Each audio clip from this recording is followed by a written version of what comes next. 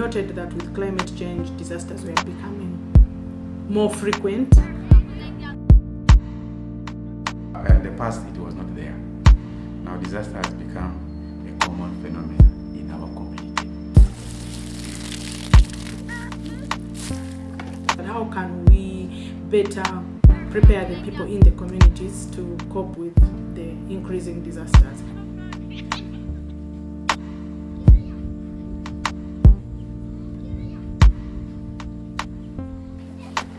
Atiun sikane tingo ngisa kolong e polo kapane chelo lo sayanu kana tiun sina tengeda.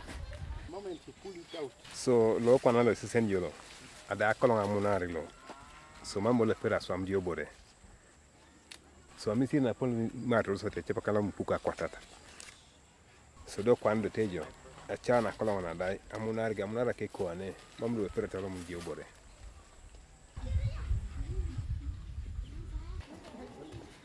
Sek bere mam na julna kenta mun kuje de kawlo ke karu disi kawu ne peta wala gawlo karu likum yare kedi woni utaka nda julna kenta mun ne sinjar keda kirna tiono abona ke dunga jala kini boro kere jala kini iriere jamna boy kino kabin so bo jam sa tiok so na puno kwa panta deka na pa trebles dulu kini so te se konai te se kiriti dori kere so jele kenti nyamata kau nyamata ngula munor kere abung dido angadumbe mama chwa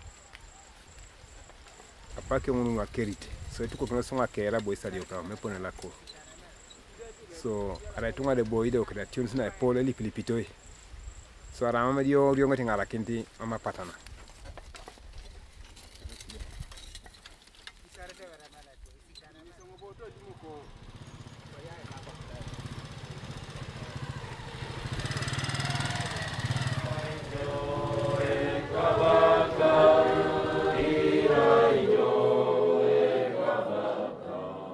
Resilience to me is really the ability of any person or a community to be able to survive even when there is for example, a drought, when there is a flood.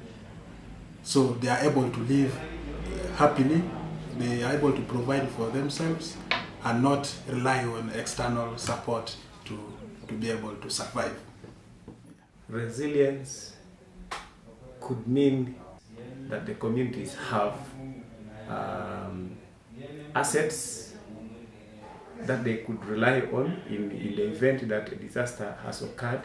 They have the knowledge, they have the skills to mitigate the impact of the disaster, and they have the solidarity, they have the networks within themselves to support one another in terms of addressing the impact of the disasters when they come. Konyelo mamle puda kolong lo kate tepen kinido dio konyi dumuni so maino ngise mine gonga do be saga muna sibo luchim kapana jaga kosdo ke jasete emogodo bon dibo luchim ni kana makolong ayo ngdo kwana so dio peneje ngisi do na bonebe itamiti raikine mogoda do raikini bo ndo de muna de ido pibore akesa polo osal go kidi do bo kana kwana muna ga modonga muna sima ido sa lo so kwana kide mogodo bon ngisa ngadi pena chakani kini bo ko rain la lo. Many times when we talk about disaster risk reduction, the community and also the local government think it's a very big thing. When we talk about irrigation, they think it's for big projects, commercial agriculture, and that irrigation can be done at household level.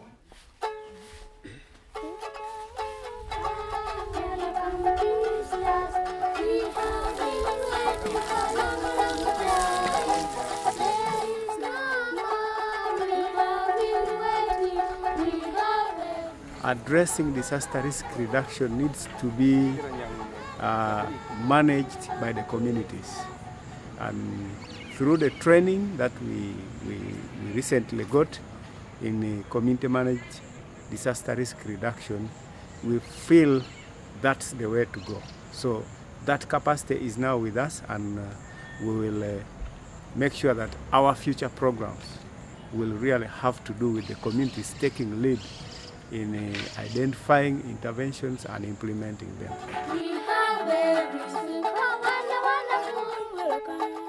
One of the biggest limitations we have in implementing DRR interventions has been, first of all, the conceptualizing the aspect of disaster risk reduction and bringing that concept down to the realities on the ground.